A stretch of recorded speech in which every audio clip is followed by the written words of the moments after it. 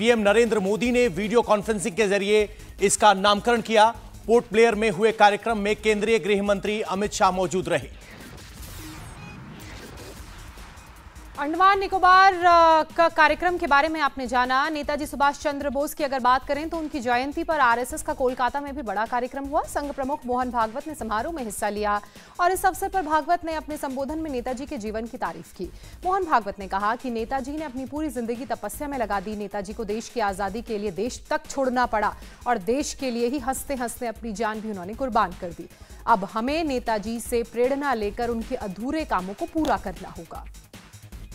दिल्ली में आज गणतंत्र दिवस परेड के लिए फुल ड्रेस रिहर्सल की गई। Full dress rehearsal Vijay Chowk से शुरू होकर कर्तव्य पथ, तिलक मार्ग, बहादुर शाह जफर मार्ग, सुभाष मार्ग होते हुए लाल किले पर जाकर समाप्त हुई। ये जनाब फूल की खेती करके 1 एकड़ में 1 साल के 30 लाख तक कमा रहे हैं। आपको भी ये करना है तो फ्रीडम ऐप को अब भी डाउनलोड कीजिए। इस दौरान 26 जनवरी को परेड में शामिल होने वाले सेना, पैरामिलिट्री फोर्सेज, एनसीसी और बाकी सब जवानों ने फाइनल रिहर्सल किया। इसके लिए संबंधित रूटों पर पहले से ही ट्रैफिक को रोक दिया गया था। इस बार 26 जनवरी को कर्तव्य पथ पर होने वाले फ्लाइट पास्ट में तीनों सेनाओं के 50 एयरक्राफ्ट शामिल होंगे। भारतीय नौसेना में एडवांस सबमरीन आईएनएस वागीर शामिल हो गई है। Navy chief admiral R Harikumar की मौजूदगी में आईएनएस वागीर की कमीशनिंग की गई। पूरी तरह स्वदेशी आईएनएस वागीर को मुंबई के Mazagon Dock Shipbuilders Limited में बनाया गया है। ये 5वीं कलवरी श्रेणी की पनडुब्बी है। घातक हथियारों से लैस सबमरीन वागीर को साइलेंट किलर भी कहा जाता है। विशेष तकनीक से भी ये सबमरीन पनडुब्बी लैस होने की वजह से इसके अंदर से आने वाली आवाज बाहर नहीं आ पाती है। इसमें पानी की अधिक गहराई में जाकर काम करने की क्षमता है। साथ ही ये रडार की पकड़ में भी नहीं आ पाती है। बागेश्वर धाम के बाबा धीरेन्द्र शास्त्री को लेकर पूरे देश में जुबानी जंग और चुनौतियों का दौर जारी है। वहीं नासिक में बाबा धीरेन्द्र के समर्थन में साधु संतों और हिंदूवादी संगठनों का प्रदर्शन जारी है, जिसमें बड़ी संख्या में लोग शामिल हुए। लोगों ने राज्य सरकार से अंधविश्वास उन्मूलन अधिनियम को खत्म करने की मांग की।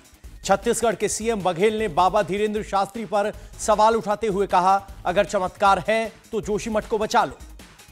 बिहार से शुरू हुआ रामचरितमानस विवाद अब उत्तर प्रदेश पहुंच चुका है। रामचरितमानस को लेकर उत्तर प्रदेश में सियासी घमासान भी शुरू हो गया है।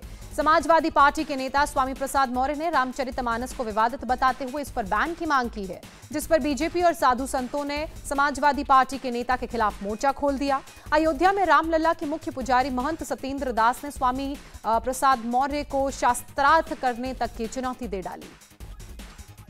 गोवा के मापुसा इलाके में एक ब्लास्ट हुआ है। यह धमाका in and out hill top बार के एक रेस्टोरेंट में हुआ है। हालांकि सुबह होने की वजह से रेस्टोरेंट में कोई मौजूद नहीं था। धमाके से इमारत के पास खड़ी 6 गाड़ियां क्षतिग्रस्त हो गई और पास के कई फ्लैट्स की खिड़कियों के शीशे टूट गए।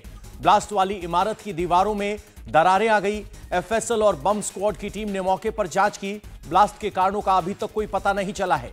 यह पूरी घटना सीसीटीवी में रिकॉर्ड हुई है। ये जनाब फूल की खेती करके 1 एकड़ में 1 साल के 30 लाख तक कमा रहे हैं। आपको भी ये करना है तो फ्रीडम ऐप को अब भी डाउनलोड कीजिए। शराबबंदी वाले बिहार में एक बार फिर से जहरीली शराब पीने से मौत का तांडव शुरू हो गया है। सिवान जिले की बात की जाए तो यहां शराब पीने से 5 लोगों ने अपनी जान गंवाई है, जबकि 12 लोगों की हालत नाजुक बनी हुई है।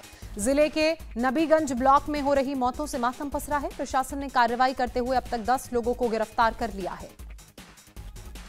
देश में अलग अलग हुए हादसों में 20 से अधिक लोगों की मौत हो गई। यूपी के उन्नाव में लखनऊ कानपुर हाईवे पर कार और डंपर के बीच जोरदार टक्कर में 6 लोगों की मौत हो गई, जबकि राजस्थान के सीकर में ट्रक और कार की जबरदस्त टक्कर हुई। इस हादसे में कार में सवार 5 लोगों की मौत हो गई। मरने वाले सभी लोग हरियाणा के रहने वाले हैं। आर्थिक संकट में डूबा पाकिस्तान अब गहरे अंधेरे में डूब चुका है। आटे, गैस, पेट्रोल के संकट के बाद अब पाकिस्तान बिजली की समस्या से भी घिर चुका है। आज सुबह से ही इस्लामाबाद, कराची समेत कई बड़े इलाकों में बिजली गुल है। यह हालात क्वेटा और गुड्डू के बीच हाई स्टेशन ट्रांसमिशन लाइनों में खराबी के चलते पैदा हुए हैं। इंडिया टीवी हर वक्त हर जगह डाउनलोड करने के लिए सर्च करें India TV news Google play store या ऐप स्टोर पर।